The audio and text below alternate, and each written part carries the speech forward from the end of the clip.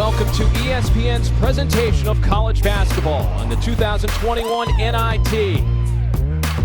Denton, Texas is the site as #1 top-seeded Memphis takes on the second seed Boise State in just a few moments. Quarterfinal round action of the NIT rumbles on here this evening with the semifinals on tap. For Saturday, Colorado State has advanced, Mississippi State has advanced as well. Meanwhile, the winner of this one will take on the Rams of Colorado State. Hello everybody, Derek Jones and Corey Alexander with you this evening. And Corey, as we take a look at this quarterfinal matchup, Boise State will try to carry some of that hot shooting from round one into tonight's game. Well, Boise came into the game on last Thursday losing 4 straight, and then they got off to a hot start for Coach Leon Rice, getting out to a 30-9 advantage over SMU, and they did it beyond the three-point arc. Started out making 8 of their first 10 threes, went on to make 10 out of 17 in the first half, and they got so many different players involved, spacing the floor, knocking down shots from beyond the arc, that they opened up things with their big man, Mladen Armus, on the interior, who went to work against SMU. 18 points, 10 rebounds for Armus, who had the center position on lock, and the painted area was all his as he was able to dominate the competition on the interior. And Armus will have a captive audience watching tonight from Serbia, or should we say good morning in Serbia, because currently it's 3 a.m.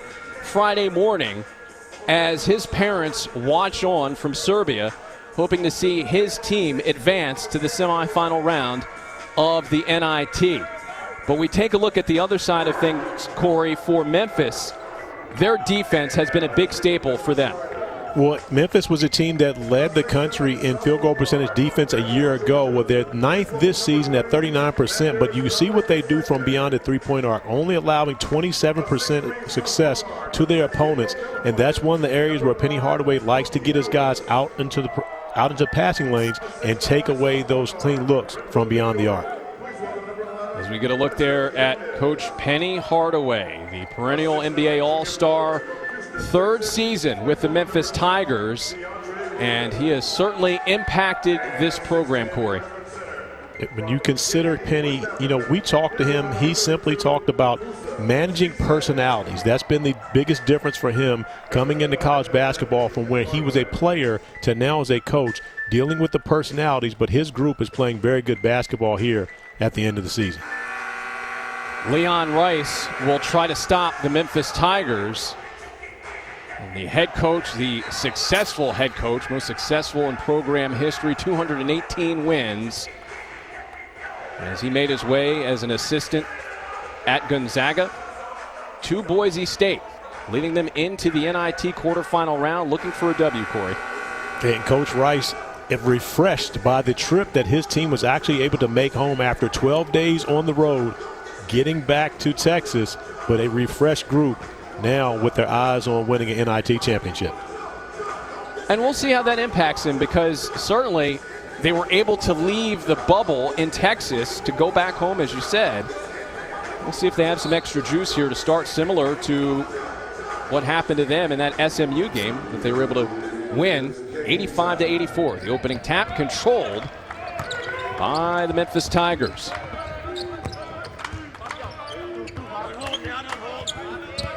Get you the starting 5 momentarily both ways as a near steal off the feed from Quinones.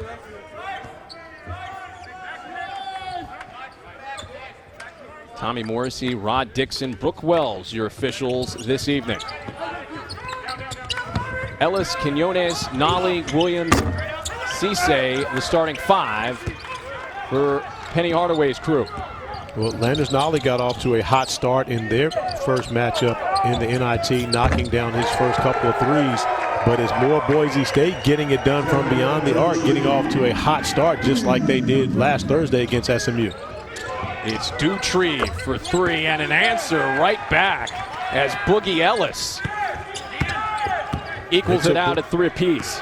It took Boogie Ellis about 30 minutes of game action in their first round matchup to even get on the board. So encouraging sign for Coach Hardaway and his group to see Boogie Ellis getting off to a great start. Has been shooting a hot basketball as of late. Straight on three, that's good.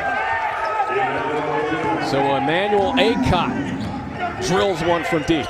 You know, speaking of shooting a hot basketball, Acott knocked down 5 3-pointers in that matchup against SMU last time out. So he is liking playing in Texas right now, shooting the basketball really well. And you can see Boise confident on the offensive end of the floor to start the game. Nolly gets the bad luck roll. And a possession for the Broncos. The drive and the finish by Dutre. You know, we talked about the Memphis defense, but Memphis did allow 50% from the field versus Dayton in their first matchup, but they got so many more opportunities. If Penny Hardaway wants to get 70 field goal attempts in a game and wants to have 20 assists, well, they had 64 field goal attempts and 18 assists and got a win over a tough Dayton Flyers team. Ellis off the miss. Dutrieve in the lane.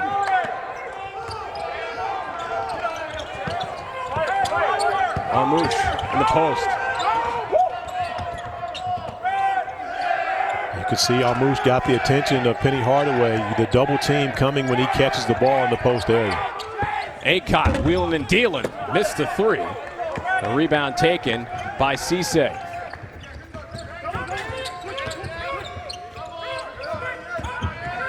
DeAndre Williams lost the grip for a second in the lane. Flips it up at the rim. Off. Moussa Cisse is fouled.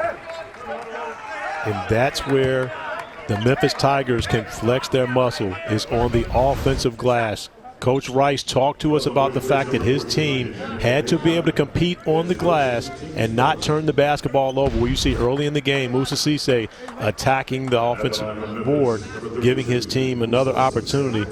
However, getting to the free throw line, this is not Moussa Cisse's strength, where he's shooting in the low 30s on the season. Had a tough time last Saturday in the first round matchup for Memphis against Dayton. It was an 11-point win, but Memphis did not do themselves any favors at the free throw line as the foul charged to Acott. And Cisse still can't get it going from the line. And that becomes an empty trip for Memphis when you get to the free throw line and you walk away empty. And again, it does put a foul on the side of Boise. Alston had an easy layup attempt there. It was a little contested, but he was fouled, leading to the miss. And a nice find from Dutre at the top of the key. Seeing Quinones with his head turn and finding Austin. Not much contact on that one. That's one where Derek Austin Jr. needs to be able to finish that. Was bailed out with the call. Knocks down the first. What a story it's been for Derek Alston Jr. Arrived in Boise at 148 pounds, but Corey, he has added some beef there. I'm not going to call it beef. He has put on some pounds, but I'm not going to call it beef. He still has a long way to go, but a young man who has an NBA future. Talk about his father, Derek Sr., who I actually played against in the NBA when he was with the Philadelphia 76ers. But Dad was definitely a much stronger stature, but I'm not sure he was quite as skilled as his son is, who gets out blocking a shot. Williams, the feed. Ball is three, no good. Missed the rim, out of bounds. It will go over to the Broncos, who are in the middle of a 7-0 run here to lead it by 7, 10-3. Yeah, we talked with Coach Rice yesterday, and he was talking about their injury to Abu Kajab, who's out for the remainder of the season. And now they play 4 guards. But what he didn't mention was the fact that 2 of those 4 guards are 6'8" and 6'9". So again, it's still not a small lineup for Boise, to say the least. But definitely guys who can fill it up from the perimeter. There's some wingspan in this game for sure. Into Armus, and he loses the ball. And Malcolm Dandridge fumbles it away. It'll go back over to Boise State. And that's one of the areas of concern for Penny Hardaway. His team will turn you over, but the problem is they give it right back. On the season, 402 assists to 400 turnovers, so they don't always take advantage of when they get those extra opportunities by turning the team over on the defensive end. Baseline attack, scoop layup is good. Well, that finish was much more difficult than the first finish Derek Austin Jr. had, but that way making good on it. And you just see the skill, 6'9", but a perimeter player ability to get the ball on the floor as well as finish at the rim. 9-0 run. Dandridge tried to feed it inside, easy steal. But Derek, the reason why that was easy is because you see the wingspan of Derek Austin Jr., who just stood there, put his hands up, and came up with the steal. And a new possession for Boise, was unable to capitalize with the three. Back the other way, Damian Ball with the layup to end the 9-0 run for Boise State. It's a 12-5 game, approaching 5 minutes in first half. That's the tempo that Memphis wants to play. They want to be able to get out in transition off of their stops and put pressure on the defense of Boise to get back down the floor and create a wall, keeping them away from the basket.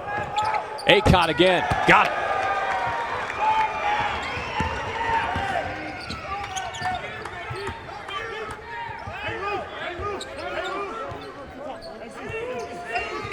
Largest lead of the game for the Broncos.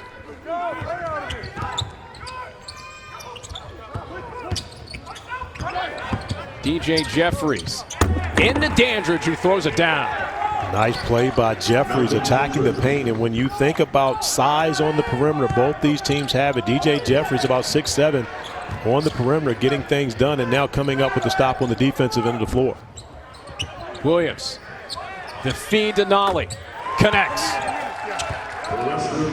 And just like that, the Memphis defense turning into offense, the lead down to 5.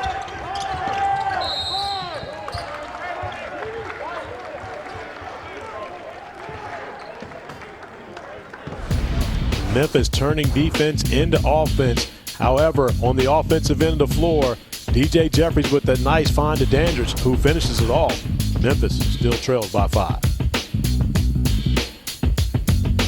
Exclusive presentation of the NIT is brought to you by Liberty Mutual Insurance.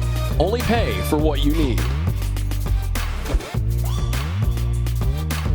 March has certainly been a marathon for Boise State. These pictures are from the team's quarantine in Las Vegas following their loss in the Mountain West tournament. Couldn't keep them off the hotel basketball court, though.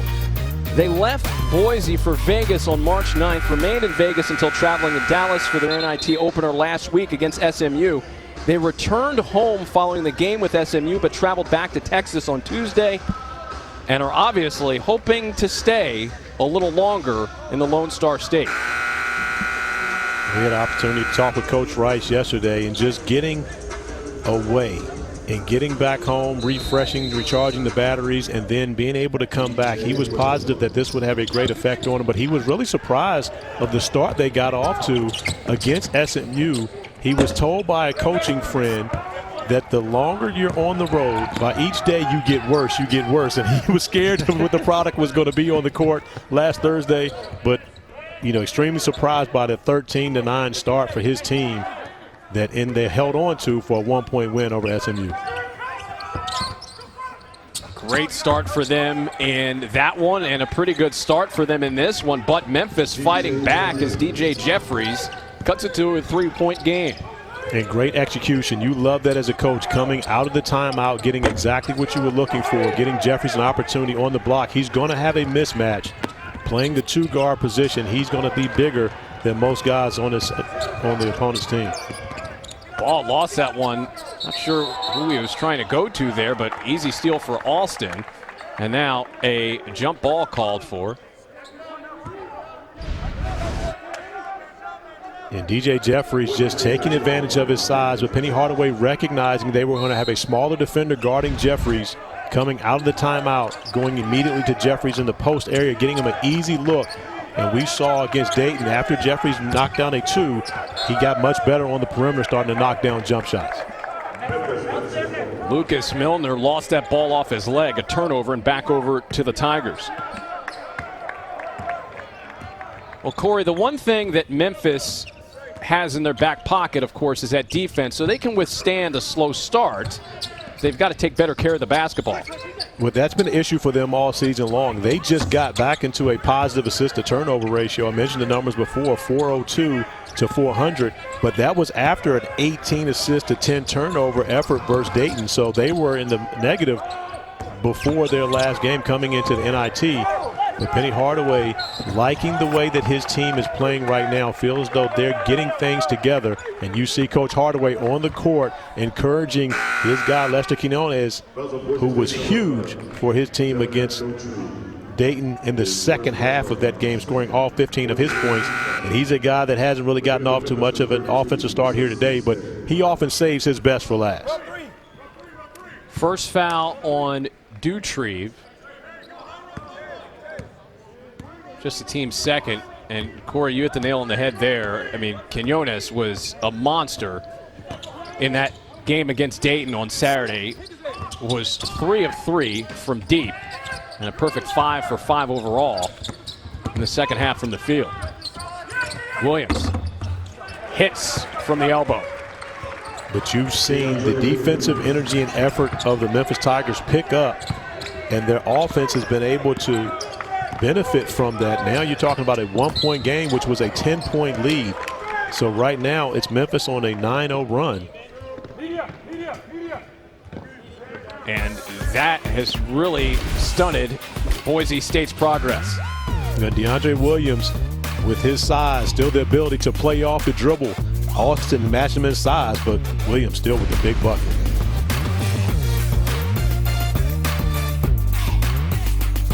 Have one NIT championship to their credit, and that came back in 2002. Coach Cal's squad took care of South Carolina 72-62 to earn the title, as sophomore Earl Barron scored a career-high 25 points, and freshman DeJuan Wagner added 16 points in the victory. Wagner was also named the tournament MVP. Some pretty good talent on that team, Corey. It really was, and that was the resurgence of Memphis when you consider that was the second year of John Calipari coming to Memphis. But from that point on, you start seeing Memphis as a perennial NCAA tournament member, and of course making it to the national championship game in 2008 behind CDR and Derrick Rose. Ray J. Dennis getting going to stop that Memphis run. It's a 3-point lead for the Broncos. Ellis with the feed in the corner. 3 for Nolly, misses. Quinones battling. And a foul. And he has done that a lot. You know, he mixed it up a great deal on Saturday, Corey, in that win against Dayton. Well, and he's the guy is really like their glue guy. When you consider what he does, making buckets, but coming up with big opportunities on the offensive glass as well, and gaining extra opportunities for his team. He does pretty much anything that Coach Hardaway needs for him to do throughout the stint of a game, and that's the reason why he's the only Memphis Tiger who has started every game this season. And so when you think about the trust that Penny Hardaway puts into Lester Quinones, that's the reason why. He knows that he's going to be consistent and give him that same effort on a nightly basis. First foul against Shaver. And the lead for Boise State down to 1. The lob there, that looked like it was going to be a pass. But instead, off the rim, loose in the lane, and this will be Memphis basketball. But one it looked like Dennis had one of his feet on the baseline. But what you see from Memphis is they switch their defenses constantly. Penny Hardaway doesn't give you the same look, and actually 2 players with their feet on the baseline. However, depend upon who was touching the basketball. And it goes back to Memphis wearing the throwback uniforms with the Memphis State on the front, like when Penny was playing in Memphis. Love that look. Williams for 3.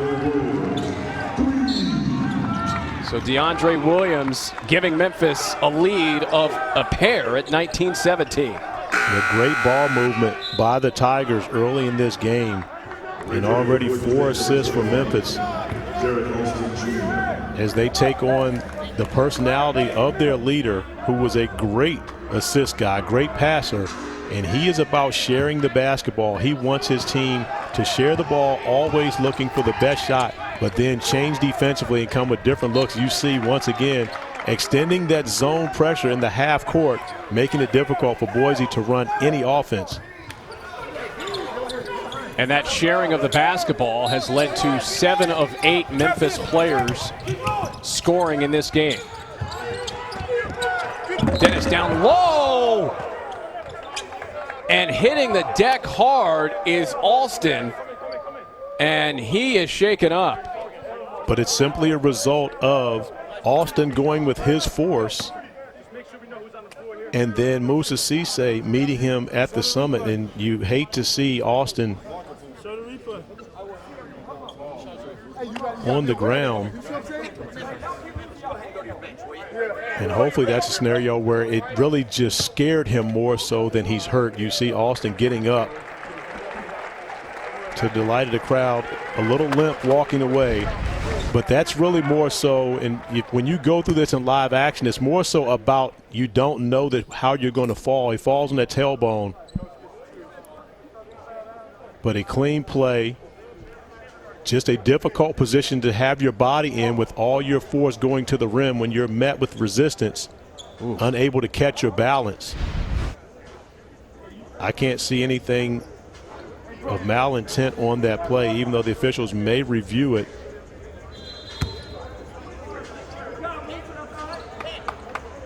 There's my guy, the big fella, Derek Austin Sr. Big-time shot blocker, one of the best to ever play at Duquesne. I guess Tim Legler would probably be saying, hey, Corey, don't forget about me. So he's one of those guys, too. But he's a head coach now with the Westchester Knicks of the NBA G League. Former 76er as well. That Derek Austin Jr. gets up, walks off the floor, goes and gets on the bike, but doesn't take his free throws. I'm taking those free throws, D. I got to get those 2 points behind my name. Because I believe you got to get those numbers up, man. Come on. Yeah, I believe if he doesn't shoot them, the opposing team gets to choose who shoots the free throws. Am I correct on that, Derek? I thought that was the case. Now, we'll have to see what the thought process was there, but nonetheless, it's a tie game at 19. Maybe it's your team can choose who. I've got a bunch of official friends out there. I know somebody's watching. They can text me the answer on that. As Landon Nolly shoots that wide left. And Nolly off to a slow start after leading Memphis in scoring with 21 on Saturday. Only 3 points for Nolly thus far. 1 for 5 from the field, 1 for 4 from three-point range. 19 all as Dennis, having trouble with the handle, tried to throw it off of Ellis. Can't keep it in. Ellis for 3, short. Shaver on the run now. Armus, good movement. 3 though from Dutrieve, missing.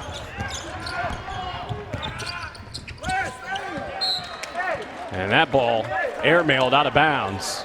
Back over to Boise State. Another self-inflicted wound by the Memphis Tigers. But this game has changed. The complexion of it has changed with the half-court pressure that Penny Hardaway has put on Boise. He is meeting the Boise ball handler at half-court with a trap. And Boise struggled to handle that right now. We talk about a game that was 15-5 lead for Boise, and since then Memphis has tied it up, but they've been able to do it with their defense. And Emmanuel Acott is going to get called for an illegal screen. And it's just simple. If you're going to set a screen, you have to come to a stop. Acott with the dribble handoff there, but never comes to a stop. Right in front of the official. Not much argument on that one. So the turnover committed. And for Acott, that's number 2. 9 minutes left first half. And off the exchange, Looks like Shaver will be called for a foul. That's his second. So Acott and Shaver each with 2 now for Boise State. And Boise thinking that's the same call, wanting that call. However, Williams did come to a stop, going up to set that screen. Ellis gets it to go. Well, we've seen that action multiple times for Penny Hardaway right now, and then taking Boogie Ellis, his smallest player, into the post area, but Ellis at 6'2", still able to go get a bucket on the block. The AAC Sixth Man of the Year. And we'll get a foul here as the pressure picked up by Memphis.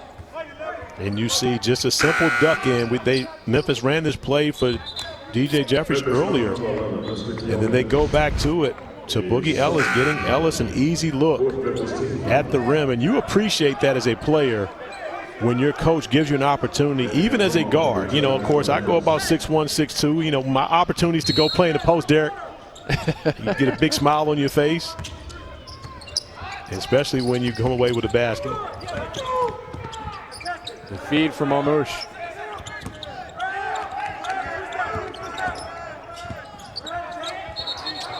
And Alston is called for a travel. The NBA influence into the game.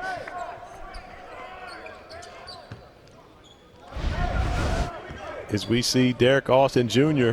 going all James Harden, and that's a travel in college basketball. In the NBA, you can get away with that. In college basketball, you cannot. Penny Hardaway right on top of that call, as we see Boogie Ellis going back to the post area and getting another bucket. And Memphis has found something they're going to try to exploit against this Boise defense.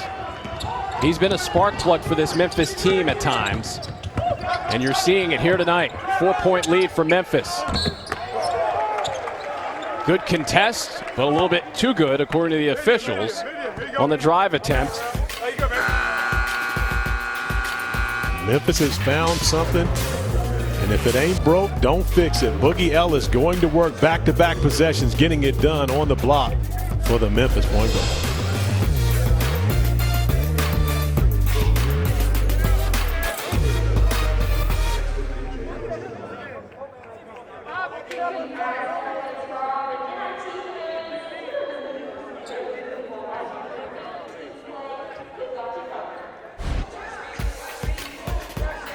Our NCAA Women's Basketball Championship Sweet 16 matchups for Saturday begin with a battle of superstar freshmen. Caitlin Clark leads Iowa against Paige Beckers and UConn at 1 Eastern on ABC, followed by Michigan and Baylor. Later on ESPN2, Indiana takes on North Carolina State, followed by Arizona versus Texas A&M. All games are also available on the ESPN app. The NIT is experimenting with technology in the bench area during this year's event. Each team can use one laptop or tablet in the bench area, and it's being fed by video from our broadcast, courtesy of DV Sport. The tablet can be used for live stats or video, but cannot be used to dispute a call on the floor. Corey, your thoughts on this? I love it because, you know, one thing about today's game in comparison to when I played and when Penny played, the game is so much further advanced with scouting that any of these opportunities that you get to be able to help your team to get a defensive stop or to get a bucket on the offensive end, and we saw on the tablet Boise staff trying to find a way to see how is it that Boogie Ellis is getting into the post area. And what is it they can do to combat that, especially in the second half? But if you can make changes on the fly in a timeout, I think that only benefits the game, especially when you consider how far scouting has come in college basketball. 18-4 run for Memphis over the last 7 minutes plus. Jeffries. Williams with the kick out. Jeffries for 3. Rattled out. Armus with the rebound. Alston thought about it.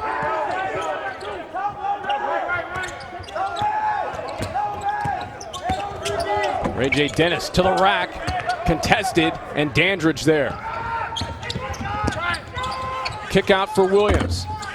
His three spins out over to Boise State. But you got a glimpse as to why Memphis is so dangerous. Dandridge, who's playing the 5 position, got a rebound and pushed it 3 dribbles, getting it to Jeffries at 6'7" guard, who's able to push it and find Williams at 6'9", 3-4 in the corner. They don't make the shot, but even still, it just shows you how dangerous they are. And, you know, Coach Rice talked to us about how they're positionless, how they don't like to really define positions, you know, except for the center. They're playing 4 guards right now. And Memphis is very similar, especially without Alex Lomax in the lineup. Oh, big break there for Boise State. Nolly able to nab the inbounds play, but the shot over the backboard, and now a possession for Boise State. And Boise now with 8 turnovers, so the plan is working for Memphis. However, they're really not taking advantage off of all those turnovers. They do have, you know, 10 points off turnovers in this game, but there are so many opportunities that the Tigers have missed. This could be a much bigger lead for Penny Hardaway's team here in this first half if they take advantage of a number of those, more of those opportunities they've gotten off of turnovers. That's the second foul on Williams, so foul trouble plaguing both teams. The field goal drought continuing here for Boise State. They'll try to break it. Armus working, and a travel.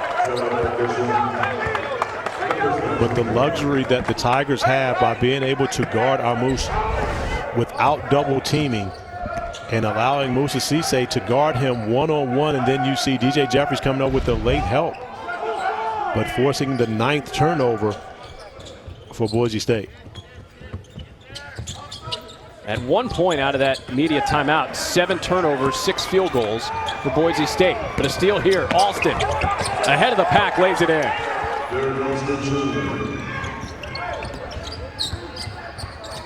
A 2-point lead now for Memphis. Boise taking a page out of the Memphis book, turning defense into offense, fast break points off of those turnovers. Jeffries can't get that roll. We've seen that a few times on that rim for Memphis. Yeah, that's one that you want back, though. That was a chippy that he gave away, but another turnover for Boise. And turns into points off turnovers for Memphis as Ball is able to get out in the passing lane. And what Penny Hardaway has done defensively here as this first half has gone on has been spectacular. His team is locked in on the defensive end of the floor and getting their hand on the basketball, getting them multiple opportunities on the offensive end of the floor. Memphis already with 23 field goal attempts to only 14 for Boise State. Even if you don't shoot a better percentage, you get more shots, you're giving yourself a chance to win. Najee Smith with that goaltend heading out. 4-point lead for Memphis NIT quarterfinal round. The winner advances to the semifinals on Saturday. Alston Jr. The offensive rebound by Shaver. Fades away, can't hit, and a foul, and we'll go the other way.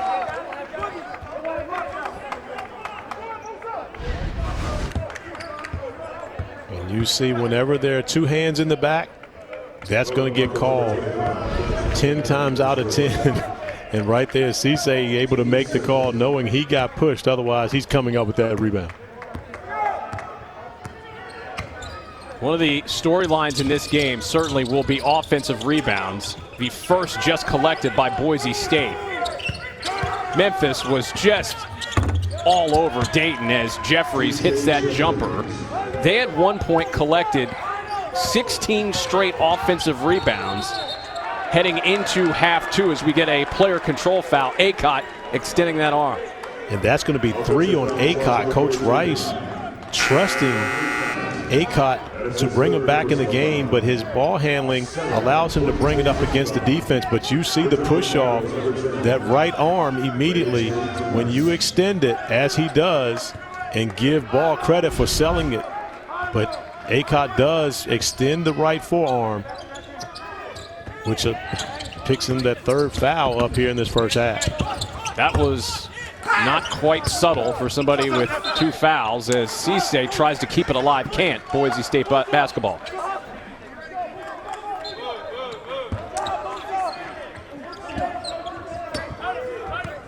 And that, as you take a look at this game, Cisse certainly one of the key figures, but Boise State has to try to get some second chance points in this game, considering how stingy Memphis is defensively.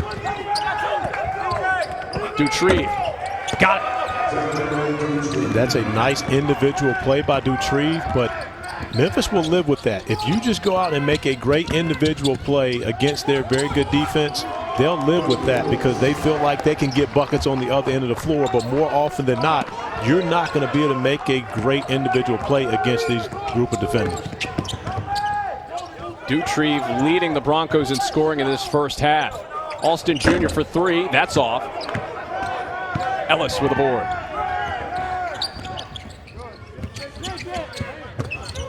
Shake and bake in the lane. Spinning, lost the ball. Shamer all the way in, gets knocked to the floor. And Jeffries will pick up the foul for Memphis.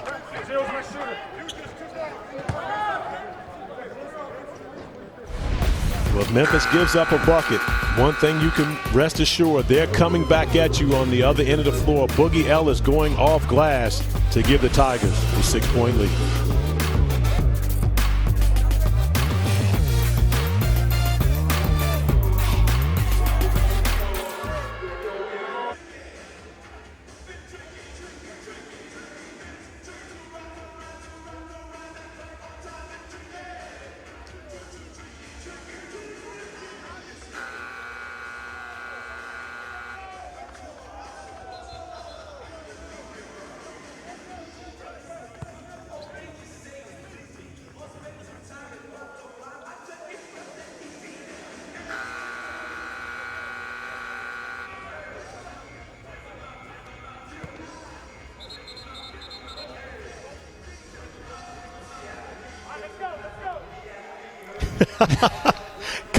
Coach Greenberg, if you're coming back to coach, I'm transferring because you will let me shoot it as much as I want. So therefore, you come back to coach, I got 1 year eligibility left. I'm coming back. And speaking of coaches, our guy, Tony Madlock, assistant coach for Memphis, has accepted the job at South Carolina State as the head coach. He accepted the job today, so he will remain with the team, hopefully through what Penny Hardaway feels will be a NIT championship, and then he will head to South Carolina and become a part of the MEAC.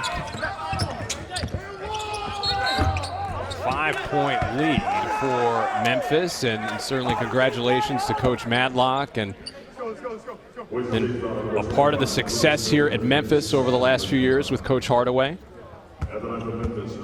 And also a teammate of Penny Hardaway in Memphis back in 1992 when the Tigers went to the Elite Eight as Memphis State, as they're rocking the throwback uniforms here today. And I tell you this, Derek, you know, one of the things, how cool is it to be a coach with your own shoe?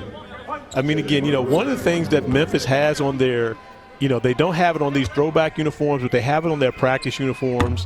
You know, a lot of their gear is the 1 cent logo, which is, of course, a Nike logo for Penny Hardaway, who has, in my opinion, the second most popular signature shoe of any professional basketball player. Of course, we know Jordans are one, but the Penny shoes have been best sellers for a very long time. In something that I'm sure as we get an opportunity to see the guys who have T-shirts on, DJ Jeffries and what I saw Boogie Ellis earlier, they have the 1 cent logo on the sleeve. Hey, and there have been a lot of great basketball shoes, well, a lot of shoes just in general over the years. Where you said, you're right, number one, it's hard to go against the Jordans, but yeah, Penny Hardaway sneakers, top notch. And you see the 1 cent logo, and I talked with Penny about this at Peach Jam a couple years ago, and he said, hey, it's on the front of all of our practice uniforms. You know, our guys are going to get pennies, you know, so we're going to use it. It's not something that he shies away from. And, of course, no one would, especially when there was a little penny selling all the shoes for you. Little penny commercials, so clutch. A steal. Hanging in the air, but we'll get a player control foul. on Ellis, sending things the other way as foul trouble continuing to mount for both sides. Cisse, by the way, recently picking up his second for Memphis. And Boogie Ellis, really no need for the push-off. Wasn't going to get his shot blocked. And ends up with another turnover for the Tigers. And Memphis hasn't handled the basketball great themselves. They have 9 turnovers here in this first half, but Boise with 12 turnovers is above their season average, only averaging 11.6 a game coming into this one. Tough layup attempt for Baugh. An Armus rebound. Alston has his lane cut off. Smith harassed. Dennis for 3. That's off. Approaching 2 minutes left to go in half one, and a 5-point lead for Memphis, as that defense of Memphis really forcing some tough looks here for the Broncos. It really is, Derek. And right now, Boise playing a bit helter-skelter on the offensive end of the floor. Loose. Smith rolls it ahead. Alston Jr. can't quite get to it. And now a jump ball will be called, and Memphis will retain possession.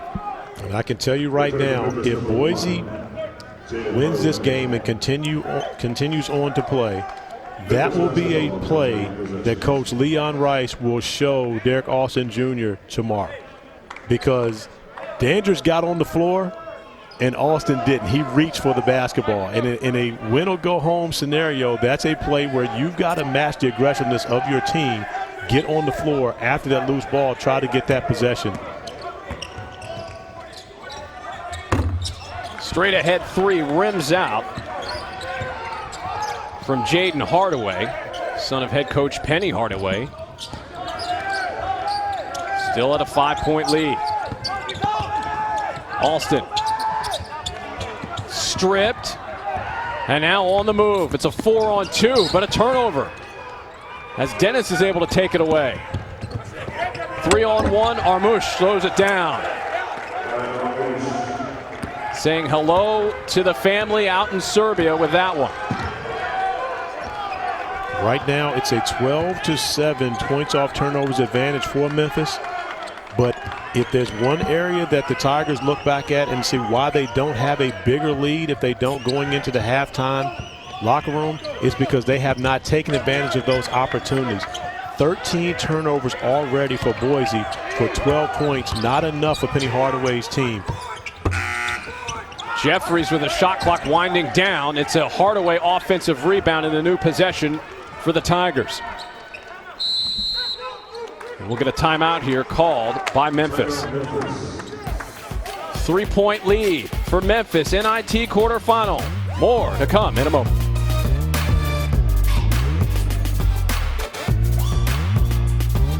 The NCAA Division I Women's Basketball Championship continues Saturday with Sweet 16 matchups. For more information, go to ncaa.com, your official online home for all 90 NCAA championships.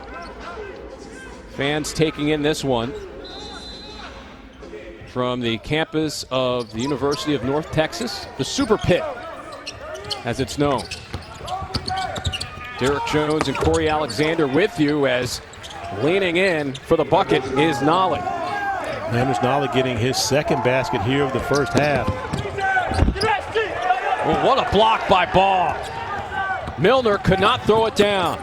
And that's a mistake. Clock management by Boise, and I understand wanting to be aggressive against the press, but you give Memphis the basketball back with an opportunity to build on the lead going into halftime. Nolly, jumper at the buzzer, can't get it to go. But Memphis using that defense to erase a 15-5 lead. It's a 31-26 lead at the half. We'll take you to Kevin Connors, Seth Greenberg, and Sean Farnham in the studio. Take it away, gentlemen.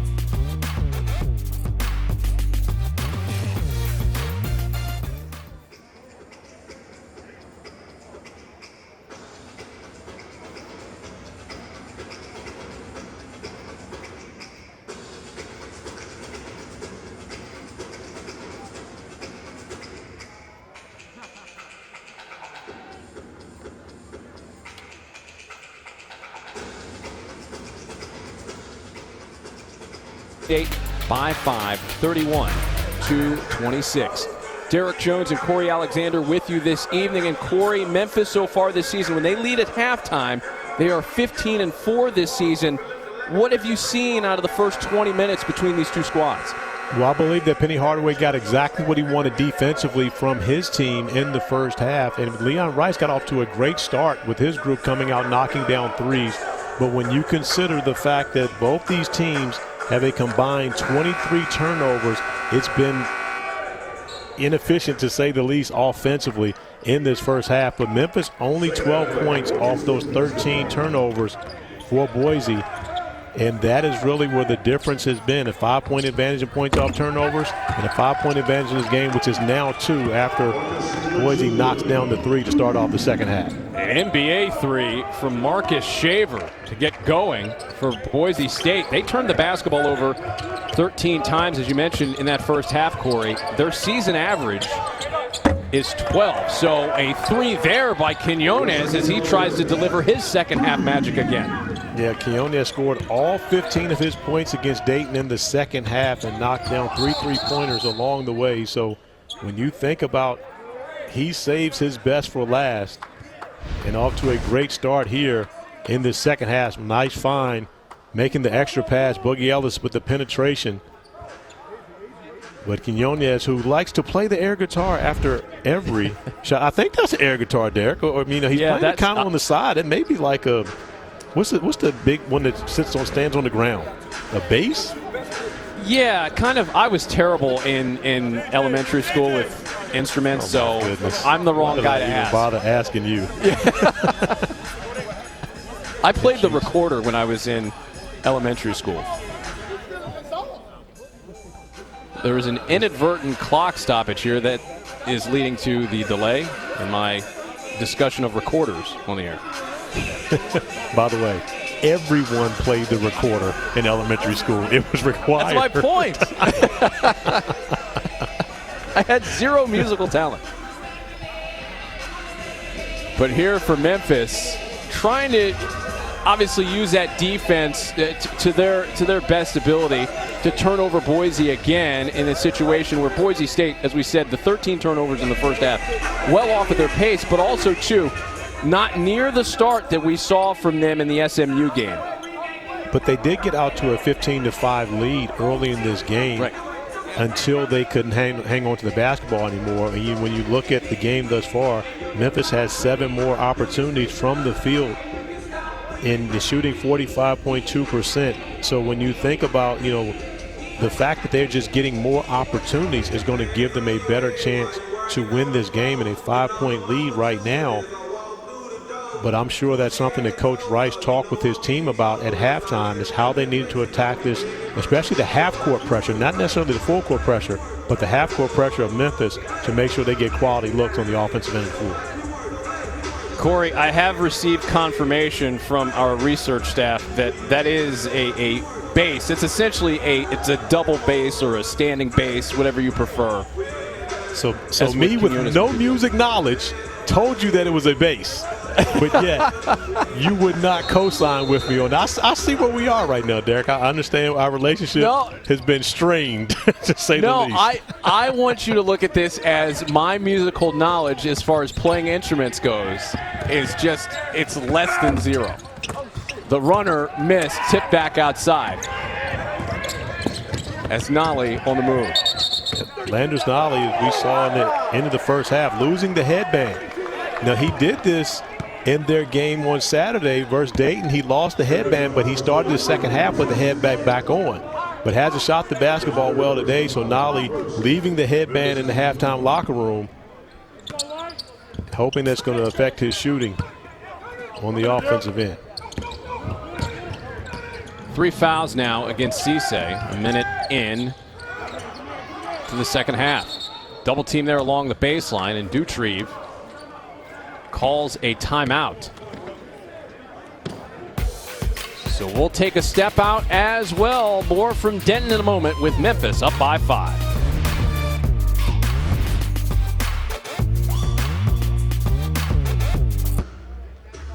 Derek, I have to make a correction. I called out a previous statement when I was talking about Derek Austin Jr. and Tim Legler would take offense that Tim Legler actually played at LaSalle, not Duquesne. So I can say Derek Austin Jr.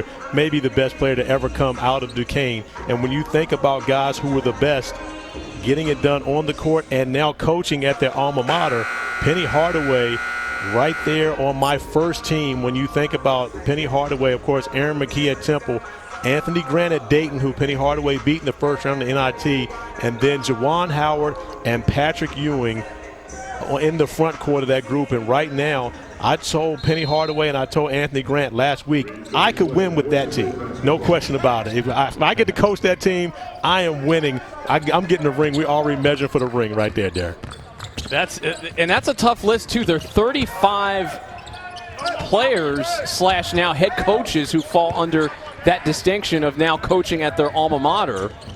And, you guys like Mitch Henderson in the mix as well from Princeton. But so it's a tough list to kind of decipher who to pick and all that. So a very, very tough job for you. Well, yeah, that was my list. And, of course, I struggled with Lavelle Moulton at North Carolina Central, who was probably the biggest scorer not in that starting lineup. But Michael Huger as well as Bowling Green, Jamie Dixon at TCU, and Matt Painter at Purdue. Those are my bench guys. But, of course, with 35, you can't pick but so many. You can only play 5 at a time. Yes. I think I picked a pretty good group. Oh, for sure.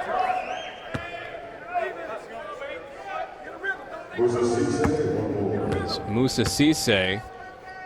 And Corey, he is no stranger to playing with some up-front and high-profile low-post players. Yeah, I actually shared the front court with Kofi Coburn, who was a star at Illinois all season long. And you can only imagine trying to get a shot off in the paint with those two big guys had to be a tough task when they were together at Christ the King back in 2018. Cisse has a wingspan, by the way, of 9'4".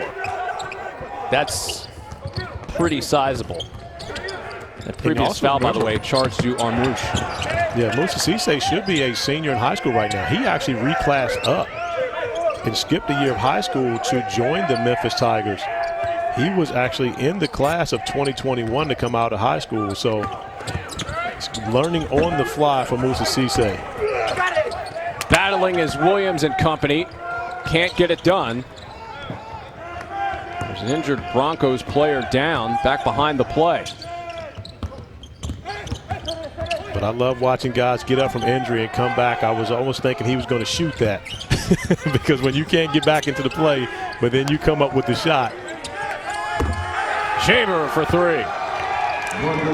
Unfortunately for Boise State, it's Shaver who shoots in comparison to Dutree, who was injured and got back into the play, but the 3 from Shaver ties the game at 34.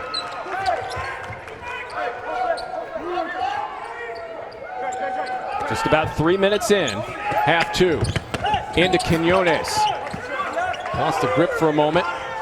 Going against Dutree. Cisse. Foul on the floor. That bucket will not count.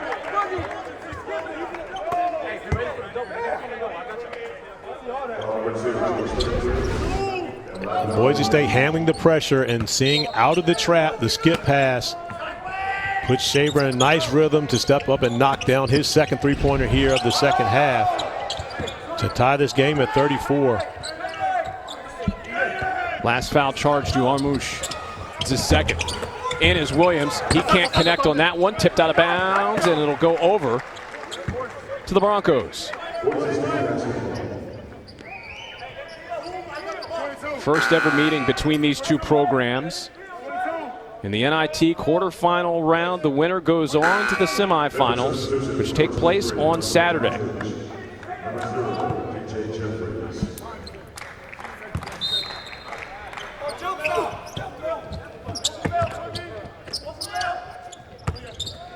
The Rams of Colorado State await the winner of this one.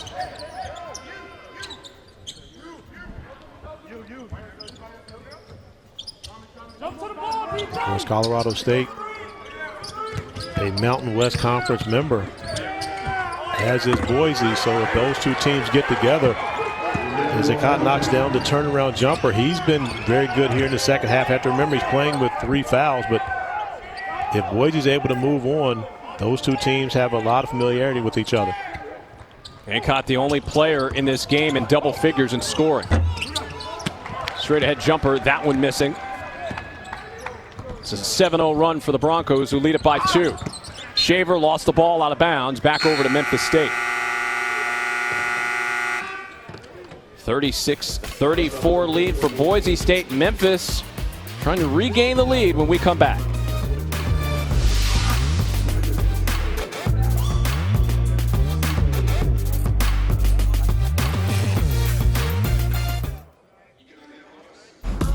Let's flash you back to the 92 NIT.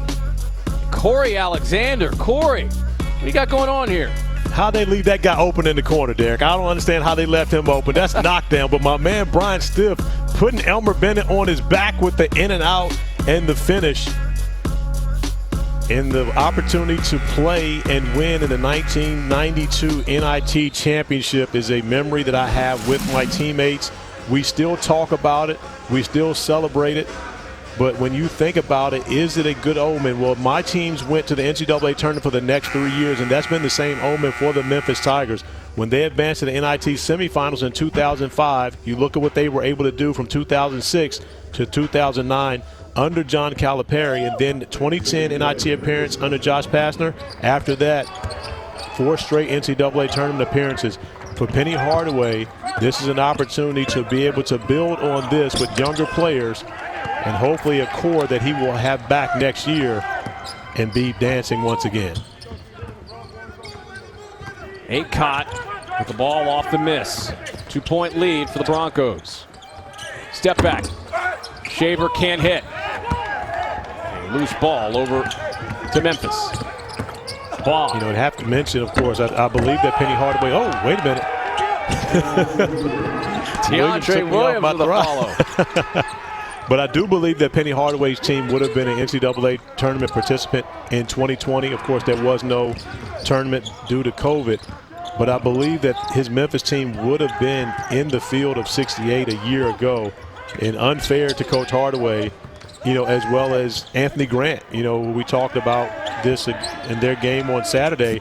Both those teams had a great chance a season ago and didn't get an opportunity to take advantage of it. Armus down low in the lane. Lead back to Boise State. And Armus did the majority of his damage in their matchup last Thursday versus SMU in the second half. Boise will need him to have another big second half if they want to advance to the semifinals on Saturday. Dandridge. 7 to shoot for Nolly. Contested J, just a little bit off. Aycott down the floor to Armus. That gets intercepted by Williams. Williams working the baseline. Ball now will slow it down. Smart play by Ball, recognizing there was nothing there for Memphis. Nolly just can't get that one to go. He's had some tough bounces tonight. Yeah, he struggled from the field tonight. 2 for 9 from the field and only 1 for 4 from 3 right now. And you're talking about a young man who went for 20 on Saturday over Dayton. So I'm sure I was expecting to come in and have a much better offensive production, but he's done the job defensively, regardless of the way he shot the basketball. Alston at the rim was fouled. We'll see if he ends up going to the striker. I don't believe he will. That may have been called on the floor. Well, this is the 3rd game that Boise's played against a American Athletic Conference opponent. They played Houston to open the season, and in that game, Derek Alston Jr. was 0 for 6 from the field, scoreless in 32 minutes. And then he had 13 points against SMU in their first round win. So I'm sure he was looking forward to this matchup against Memphis to erase the bad taste he had in his mouth from the earlier matchup against Houston. Oh, that's against Williams as Aycott hits the deck. And give Aycott a lot of credit.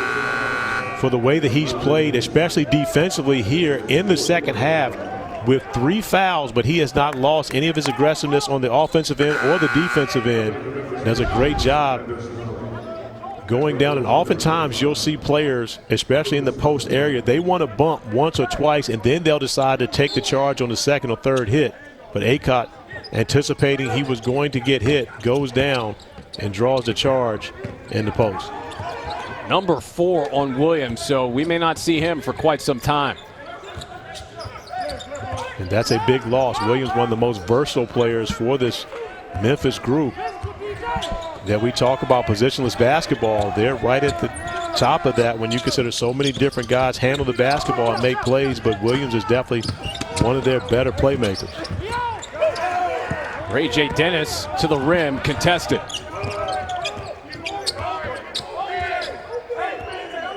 Quinones will survey the situation with the Tigers down by 2. Jeffries going at Milner, lays it in.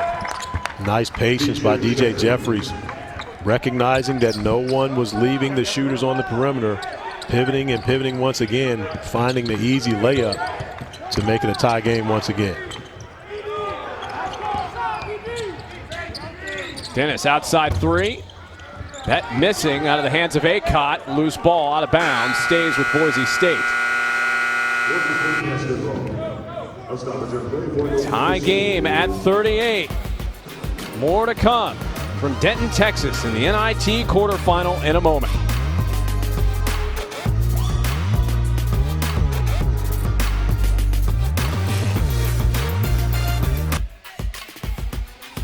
The NCAA Men's Basketball Championship Sweet 16 begins Saturday on CBS and TBS, or you can stream games on the March Madness Live app. For more information on game times and networks, go to ncaa.com. Should be an exciting weekend of action in the NCAA tournament, ramping back up this weekend. Meanwhile, in the NIT, the quarterfinals taking place tonight. We've seen some closely contested ball games. The winner of this game will take on Colorado State. Meanwhile, Western Kentucky and Louisiana Tech already in progress, Corey. Well, when you consider the NIT and how important it is for coaches and players to be able to continue playing basketball and, more importantly, win a championship, which is something very few teams have the opportunity to do. Colorado State, Mississippi State finding themselves already in the semis. And Memphis and Boise right now locked at 38, trying to get to the same spot. The 3 missing, and the offensive rebound, a rare one, grabbed by the Broncos. Acott, crossover. Can't finish. It's Boogie Ellis with the carom. Talking about experience, out of all the teams left in the NIT and the NCAA tournament field, this is the youngest, according to KenPom.com.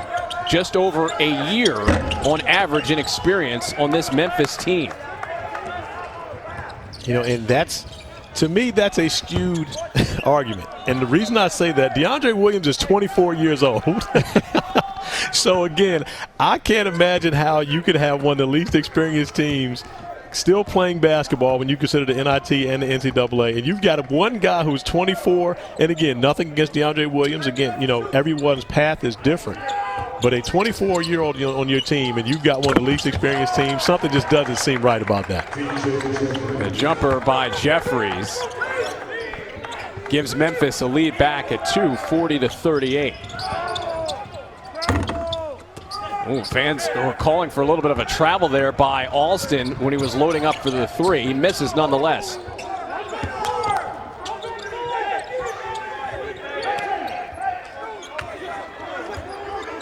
Memphis trying to collect themselves. It's been a struggle here offensively. A lot of one-and-dones here in half 2.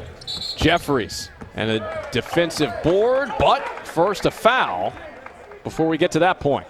I believe they're going to get Alston for pushing in the back, going in, trying to secure a rebound.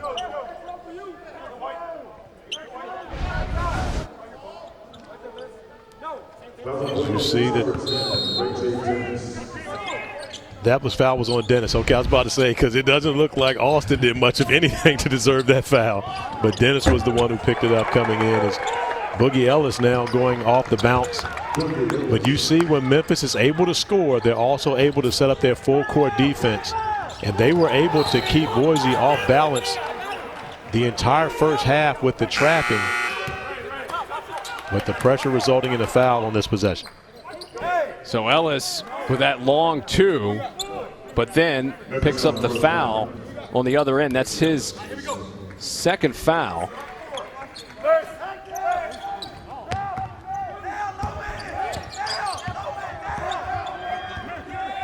Team foul number 4 on Memphis. Under 10 left to go. Half 2. Austin leading in, and that will not count. But in the act of trying to get something done there at the rim, but a foul first. I like the aggressiveness of Derek Austin Jr., not settling for the jumper, but at 6'9", putting it on the floor, attacking the basket as you see Dad looking on. They wanted that one to go, but getting an opportunity to get to the free throw line and put points on the board. Now it's Austin with 7 points. And you got to love it when the parents show up with the picture on the T-shirt. Yeah. I mean, you can't beat that. And Austin, who was, All-American caliber player this year, preseason Mountain West Conference Player of the Year. And what will go down in history is one of the best to wear the Boise State uniform alongside Chandler Hutchinson, who was traded today to the Washington Wizards. So he's got a new home, no longer will be in Chicago. And, of course, my man Chris Childs, one of the best to ever do it. Still stays in touch with the program as Jeffries going at Armus, and a foul. Going back to Austin for a moment, he actually removed his name from the 2020 NBA draft and returned to Boise State because he thought that there was unfinished business for him and the team, and he's got an opportunity here to lead this team to an NIT championship. Well, and you think about, Austin and his ability to play on the wing, and it's guys like Penny Hardaway who made it okay for a 6'7" guy to play the point guard position, to have guys who are 6'9" on the wing. Of course, Magic Johnson at 6'9", the innovator. But I can tell you, Penny Hardaway not the only great class of 93 point guard in the Dallas area right now. Just got a text from my guy, Mr. Van Excellence himself. Van Excellence Realty, by the way, Nick Van Exel, my dude, the lefty, who is living in the Dallas area, and we get an opportunity to look at the numbers for Penny Hardaway, what he did at Memphis from 1990 to 1993. But you can say, you go back to that 1993 draft, Nick Van Exel, pretty close to what Penny Hardaway was able to do for a much longer time in the NBA. Austin can't get it to drop. It's a run out for Memphis. Quinones gets fouled, and that will obviously give Boise State an opportunity here with another possession and a chance to cut into this deficit. And they have to be careful, by the way. Armus has 3 fouls, so that's something to track here as Dutrieve picks up his second.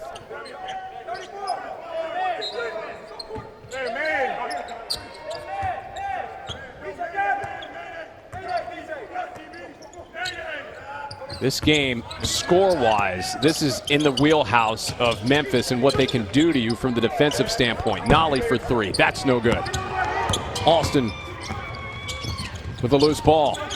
But that's a play where Austin is going sideways instead of going toward the rim. And Boise fortunate to be able to get an offensive rebound, but I would love to see Derek Austin Jr. more aggressive in transition, not allowing Memphis to get that defense set. Acott too strong, ball rebound.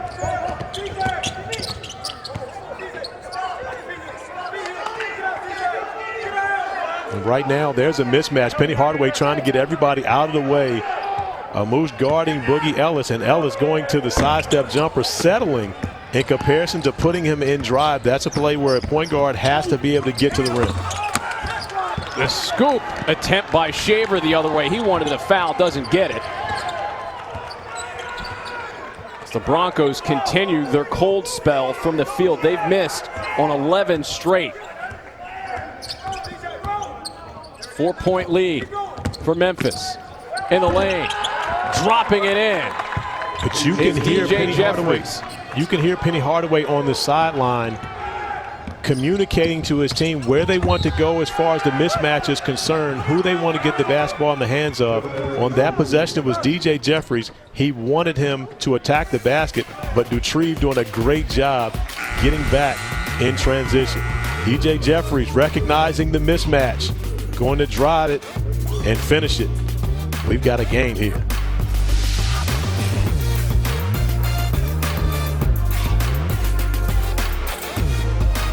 Basketball in the state of Tennessee and in Memphis. It doesn't get any better than this guy right here, Corey. Memphis's favorite son, Penny Hardaway, born and raised in Memphis, Tennessee, and putting on for Memphis State back in the day before going on to a 14-year NBA career where he was 4 times an All-Star. But one of the better players of his generation, derailed by knee injuries. No question about that, but still an icon in the Memphis area and has his hand on so many of these young players when you think about what he was able to do at Memphis East High School and then Team Penny of the Nike EYBL before that, where for the last 10 to 15 years, Penny Hardaway has had some type of influence on pretty much every young player coming through the city of Memphis, Tennessee. Of course, you go back to that game against Denton. Jalen Crutcher, star for Denton from Memphis, and had a great relationship with Penny Hardaway. One of the obviously better players to come out of Memphis in recent times. And as you alluded to, yes, he's, whether it's high school or college, he's had such an influence on so many players in the Memphis area. But the Memphis defense was not kind to Crutcher. Held him to 6 points in that game, and they're doing the same thing with Derek Austin Jr. Only 7 points for Austin Jr. in this one as Quinones continues to play the air bass. We're not going to call it an air guitar. That's an air bass. He's playing it on the side, Derek. Yes, we will make that clarification moving forward. The lead at 6, largest of the game for the Memphis Tigers. Derek Jones and Corey Alexander with you tonight, NIT Quarterfinal. Memphis trying to make their way to the semis, and that is a wedgie. There you go. You didn't know the base, but you know the wedgie. I was waiting on you. I wanted to see what you called that. You've got to be up on your basketball vernacular with that. That's a gotta happen. Absolutely correct. My guy Sean McDonough called it a neck ball during the ACC tournament. First time I've ever heard that. Hopefully the last.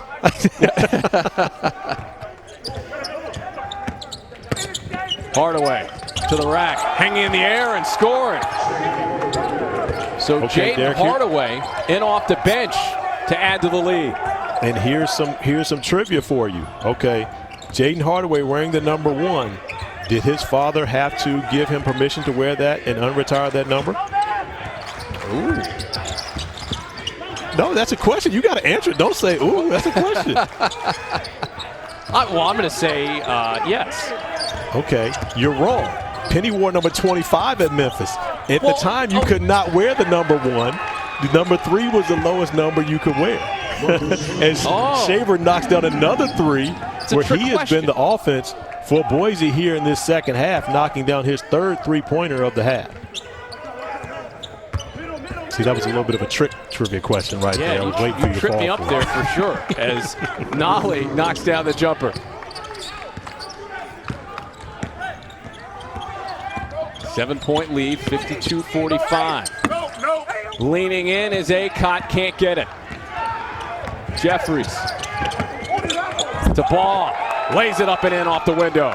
But we mentioned it in the first half. This is what makes Memphis so dangerous. Their ability for 5 guys often on the floor to be able to rebound and push the basketball. That time is Jeffries finding Ball, who gets the transition points and building the largest lead to 9. for the Memphis Tigers in this game. Look at that bench point differential, 21-2. Armus, beautifully done. That is nice. Armus with the great footwork in the paint, and that's how he was able to flex his muscle over SMU last Thursday. Hasn't gotten as many opportunities against this Memphis defense, but a beautiful play by Armus getting the bucket. The transfer from East Tennessee State. Well, and 4 of the 5 starters for Boise are transfers. So Coach Leon Rice doing a great job in the transfer portal, which is going to be outrageous this year. Most likely will top over 1,000 players as we go along, and that's the new, that's the new recruiting in college basketball, similar to free agency. And we'll get a timeout here called by Coach Hardaway. 7-point lead for Memphis. And Jaden wearing Dad's NBA number, not the college number, going to the rack and flexing on the way back. I got my team and it's all I need. I see them hating and it's fine by me. Fine by me. See them hating and it's fine by me. Sports Center with Steve Levy and Kenny Mayne. Blazers in heat face-off in Miami with both teams trying to improve their playoff positioning. Plus, Tim Legler breaks down which of today's trades will be the most helpful come playoff time. And Sean Farnham has his eye on a #1 seed in trouble and the Cinderella team whose dance will continue this weekend. Sports Center next, right here on ESPN and the ESPN app. If you're just joining us, this has been quite the intriguing matchup. 54-47 lead for Memphis in the NIT Quarterfinals. It was a 5-point Memphis lead at halftime, but Corey, Boise State and their droughts has been problematic along with the bench scoring of Memphis.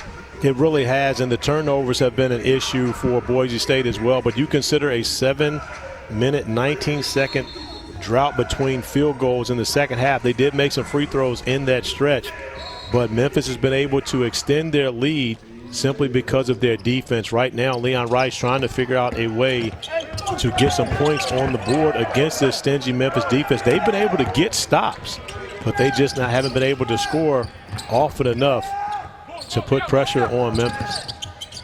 Alston. Good defense by Williams, who has 4 fouls. Armus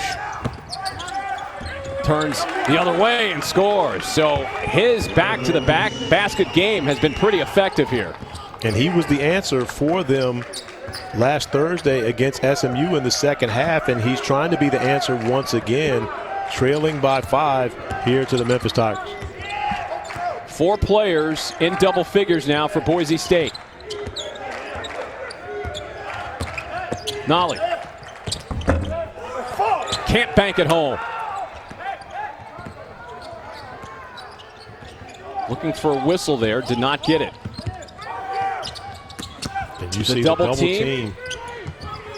Acott kick out. Alston 3. Got it. But give Armus credit. Because of what he's been able to do on the last couple of possessions on the offensive end of the floor, he is now commanding the double team and the respect from Penny Hardaway in this Memphis defense. Great job getting it out of the trap, and the 3 makes it a 2-point game as Boise's now on a 7-0 run over the last 2+ minutes. Williams trying to get by Armus. Blocked. And, a 2-on-1. But the whistle stops it because of the action on the other side of the floor. But that had to be a foul or something, and of course we're in our homes watching it. But yeah, there had to be a foul or something underneath to be able to stop it, as you see the 2 players get mixed up. And we're going to have a double foul on Dutrieve and Quinones. But you're right, Derek. That stopped a great opportunity for Boise. So it ends up, even though it wasn't done intentionally, for Quinones, it ends up being a very smart play because he saved his team 2 points. And Boise being able to tie this game up. That seemed to be a surefire bucket for Boise headed the other direction. So that's 3 on Dutrieve, the Dallas, Texas native. As Acott back to it. Boise State can take a lead with a 3 or tie it up, and they can't, as Shaver does not get that one to drop home. Loose ball on a board for Memphis. Shaver Gimpy coming back.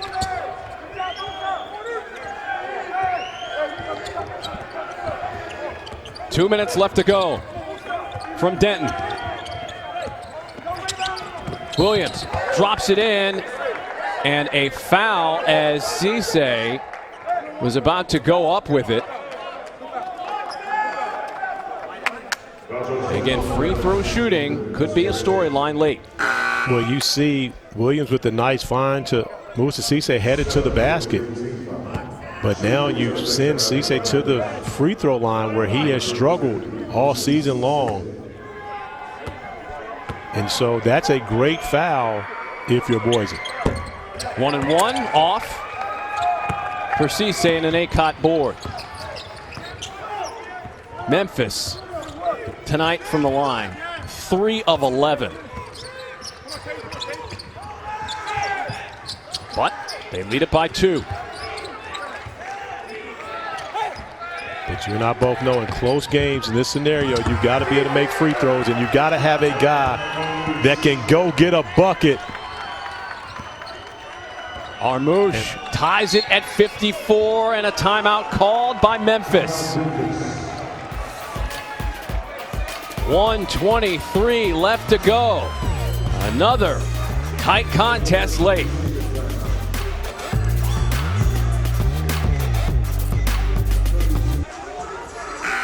The NCAA Division I Women's Basketball Championship continues Saturday with Sweet 16 matchups. For more information, go to ncaa.com, your official online home for all 90 NCAA championships. 54 all here, NIT quarterfinal. The winner goes on to play Colorado State on Saturday. Boise in the midst of a 9-0 run, 6 of those points by Armus, and then the three-pointer by Derek Austin Jr. The turnover from Memphis now gives Boise an opportunity with 1:14 remaining to take a lead. And if you're Coach Leon Rice, you really have to appreciate the way that your team has responded after being down 9, coming out of the timeout with 2.5 minutes remaining, and running off 9 straight to make this an even ball game. 14th turnover of the night for Memphis. Well, consider, Boise had 13 in the first half, only 2 for them here in the second half, and they've been able to handle the basketball much better. Haven't shot it great, but they found some rhythm on the offensive end of the floor as we've gotten here in crunch time. Armus with 5 to shoot. Cutting is Dutrieve. He gets blocked, but a foul on Ball. But Armus, who has done it all here in the second half for Boise, dropping the dime, putting the pass where only his teammate can get it. As ball comes up, there's a lot of basketball on that block shot. However, the body is where the call was made. First free throw is in by Dutrieve from Dallas, Texas. Certainly fans for Boise State cheering, whether it be in Idaho or Serbia. 1 out of 2. Quinones rebound with 45 seconds left to go. 2 timeouts for Boise State, 1 for Memphis. And we've seen dramatics all night in the NIT. Do we have some more coming in this one? Ellis can't get it to go. Quinones with a follow. Second half magic again from Quinones. And we'll get a whistle here and a stop as Emmanuel Acott is shaken up, grabbing his left leg. Well, hopefully that's a cramp. And again, for anyone who's ever had that cramp before, it's no fun, but that's something that you can come back from. And nothing serious. And these guys have played extremely hard as if their season depended upon it, which it does in this game now in the quarterfinals of the NIT. As you see Acott in the midst, No contact, and just as he jumps, you feel it, and immediately, just like that, more than likely that's a cramp. I know it's speculating,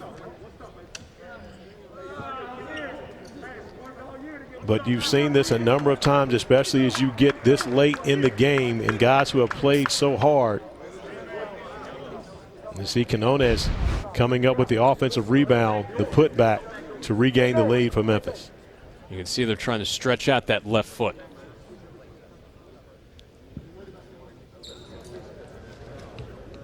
So Boise State using one of their remaining 2 timeouts, so a timeout each side now. One of the areas as to why this is so key, you're talking about a young man who is not only a playmaker, but a big-time shooter. And Acott, who's knocked down 2 of his 5 3-point field goals tonight in double figures with 10 points and has 5 rebounds to go along with it as he gets help off.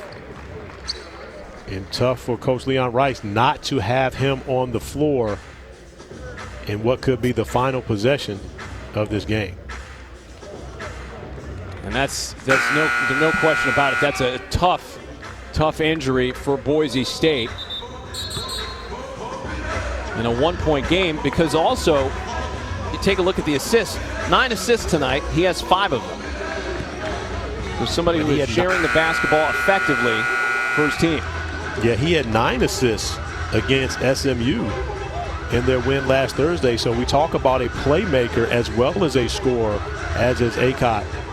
So a big loss for Boise to not have him on the floor here when they're needing a bucket, down 1 with 32.5 remaining. This game right in Memphis's wheelhouse. 31 of their last 32 opponents have failed to score 75 points or more, dating back to February of 2020. And that's the guy, Derek Alston Jr. He's your leader. He's your top scorer, your best player. At some point, he should have the basketball with an opportunity to take the lead or at least get to the free throw line on this possession. Shaver. Now Dutree. Slight difference between the game clock and the shot clock. Dutree in, missed the shot. Williams with the rebound, and with 13 seconds left, a foul committed by Boise State, and I believe by Armus. Well, and I like the idea from Leon Rice. You know, you take it to the basket, good things can happen for you. Dutree got a good look going to the rim. I'm not a fan of the floater, but even still, he got a good shot. But when you have Armus, who Memphis has had no answer for the entire game, and you look at the Memphis lineup, which is a smaller lineup, no Cisse on the floor, no Dandridge on the floor, that may be an opportunity where maybe you could have gone to Armus and got something going to the rim, a bucket, or even foul. 1-and-1. Front end is good. That's the 4th on Armus. The Memphis team that has labored at the free throw line tonight. 4 of 12.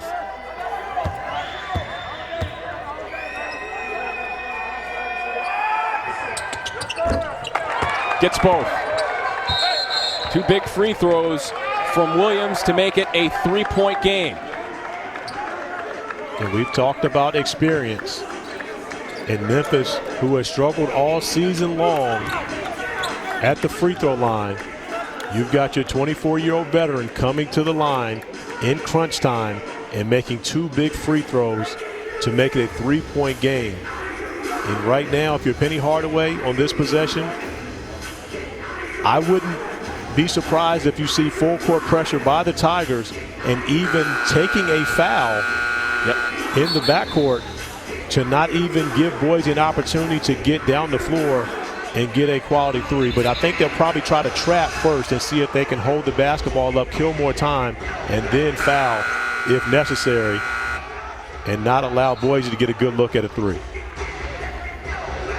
Boise's about 35% on the season from 3 as a team, 6th in the Mountain West in that department. We'll see if Coach Hardaway allows him to try to test that number. 12 seconds left. Down to 5. Alston fouled with 3.6 left. You couldn't have played it any better if you were Memphis, because you allow Boise to kill a bunch of time on the clock and then you foul, putting them at the free throw line. Now I would expect to see Penny Hardaway come back in with some bigger guys to make sure they get a rebound on a possible missed free throw, especially the second one. Alston from the stripe.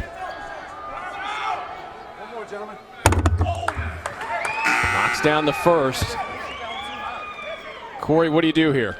Well, right now at 3.6 seconds, I'm not sure that's going to be enough time for you to be able to foul Memphis and still be able to get a quality look. So you may want to consider missing this free throw and trying to tip it back out. But most likely, Coach Rice. And they try it, and Nolly gets the rebound with 1.8 left. And I like the quick attempt by Derek Alston, but I'm not sure that his teammates were aware as to what it was he was trying to do on that possession. Didn't feel that way. Well, they never moved. That was the biggest concern. Normally you would expect for, you cross in the paint or try to find a way to free up someone to be able to get that offensive rebound and tip it back out for 3. Nolly sinks the first. Again, Boise State has no timeouts left, and if Nolly hits this one, the odds will become quite long for Boise State in this quarterfinal.